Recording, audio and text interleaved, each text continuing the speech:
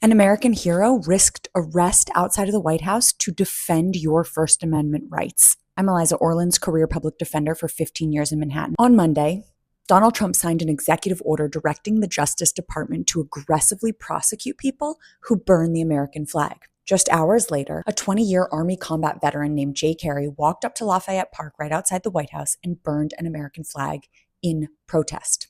Let that sink in. A Bronze Star recipient, a man who served our country for more than 2 decades, looked at an executive order he believed violated the Constitution he swore to defend and said, "Not on my watch."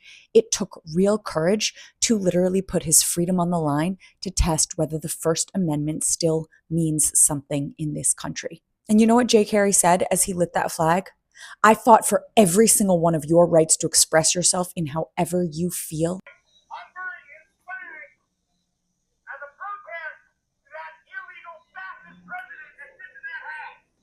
We burn this flag in protest. As Jay Carey said, it is a First Amendment right to burn the American flag. Listen, I get it. Flag burning makes people uncomfortable. It's supposed to. That's the point of protest, to push people out of comfort, to confront hard truths. But here's what you need to know from someone who spent her entire career defending constitutional rights. The Supreme Court settled this in 1989 in Texas v. Johnson. 5 justices, including conservative icon Antonin Scalia, someone Trump himself praised, ruled that flag burning is protected political speech under the First Amendment. Not sometimes, not with caveats, protected speech, period. So what happened to Jay Carey? Well, they didn't arrest him for burning the flag, too obvious of a constitutional violation. Instead, they got him on prohibited fire in a federal park, a technicality, a workaround, the kind of prosecutorial overreach we see all the time in court. And that's what's terrifying about Trump's executive order. It doesn't just target flag burning. In fact, if you read the language closely, it directs prosecutors to find any law they can during a protest. Disorderly conduct, property damage, fighting words. It's a roadmap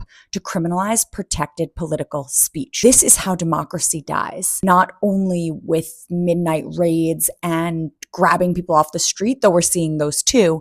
It dies with executive orders that sound patriotic while gutting fundamental rights. It dies when we let fear override the Constitution. Jay Carey spent 20 years in combat zones defending freedom, and when he saw that freedom under attack here at home, he had the courage to risk his own again. That's real patriotism, not blind loyalty to a leader, but fierce devotion to our country's principles. So here's what I need you to do. Share Jay Carey's story. Talk about why the First Amendment protects speech that makes us uncomfortable.